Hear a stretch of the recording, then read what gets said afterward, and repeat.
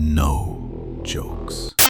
We all know that contrary to the mainline clown Joker, Absolute Joker hates jokes, and he never laughs. But what if I told you that there is a deeply unsettling truth behind his serious demeanor? And that truth explains why, in this twisted universe, evil always seems to win. Up to now, he's kept that secret to himself. But now, with the rise of 3 heroes who are disrupting the fundamental way in which this world is supposed to work, he's forced to reveal it and to make a new alliance. Which takes us into a secret boardroom among the elite villains of the Absolute Universe, where the corrupt billionaire Hector Hammond is headed now. But right before entering the meeting, we hear him on the phone with his partner, Jubal Slade, plotting on the fate of their common enemy, their former partner turned hero, Oliver Queen. A guy turns 40, gets a gray hair, gets ideas. I bought a Maserati. Queen grew a conscience.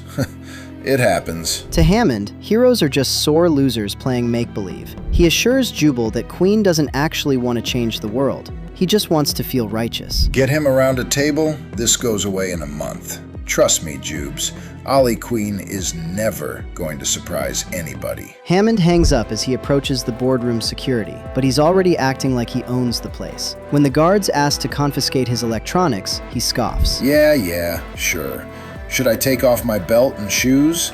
Tell you what, maybe when I'm in there, I'll talk to your boss about the attitude. See how that goes for you. Glad you could finally join us. Veronica Kale, National Security Advisor. I'm the boss. You had something to say? If we're doing coffee orders, I'll take a macchiato, sweetheart. This room is not for games. Speak of work or do not speak. That's when it heats up. Who in the hell do you think you are? I am Raz Al Ghul. If you do not know what that means, be glad and be silent. And that's when the Joker steps in. Agreed.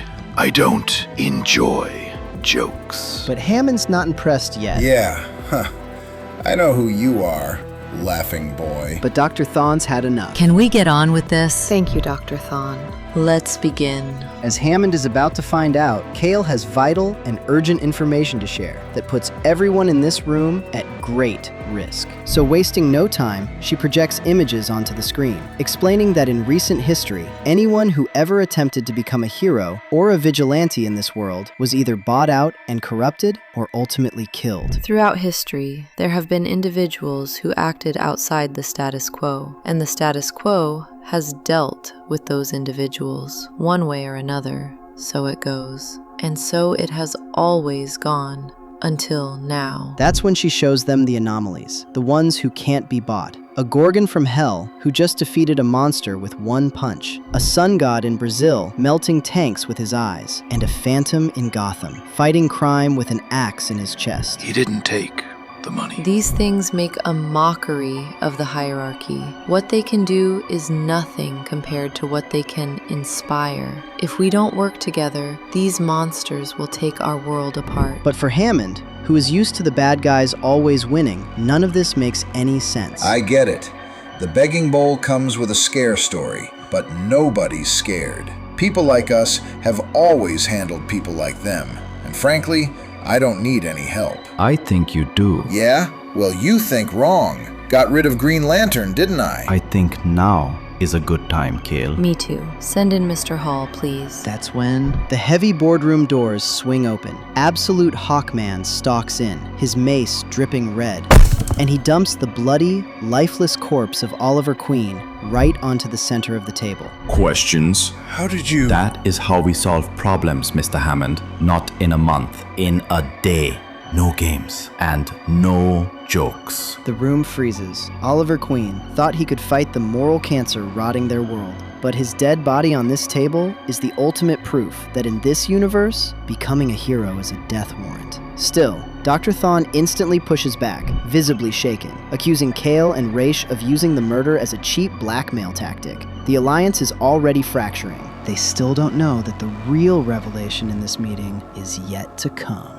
And that's when the quietest man in the room stands up. May I have the floor? Absolute Joker doesn't pace. He doesn't cackle. He simply stands there, commanding the room with a chilling, polite stillness. I'm going to share some recent research from a particle physics laboratory under my aegis. If any of what I'm about to tell you reaches any ears outside this room, I'll take it seriously.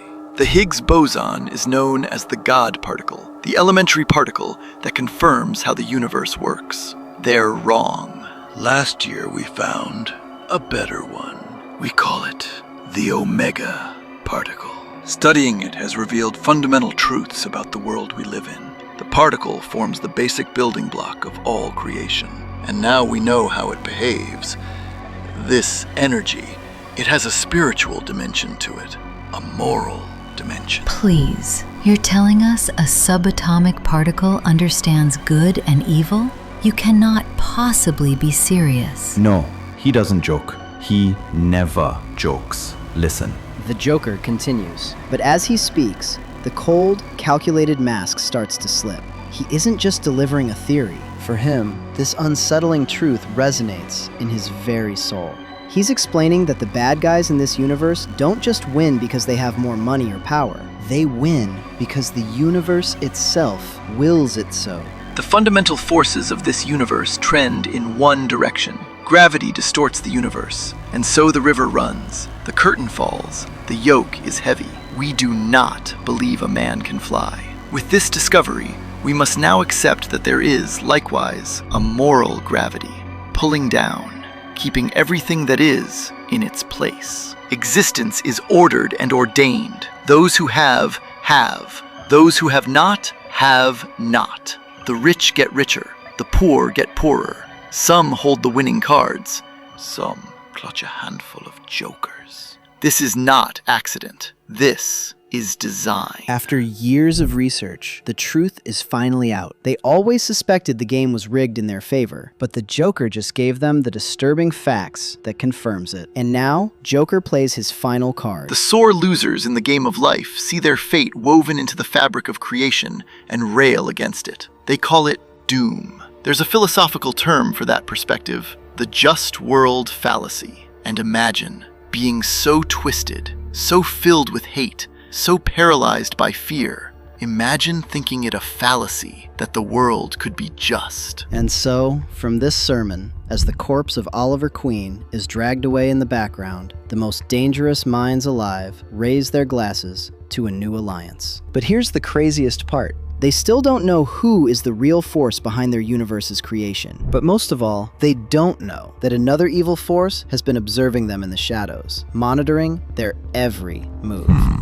Fascinating data. So as far as they're concerned, from this day forward, they will unite to maintain the corrupted sense of justice that their God has set in motion. A toast to an ordered world and to our Justice League.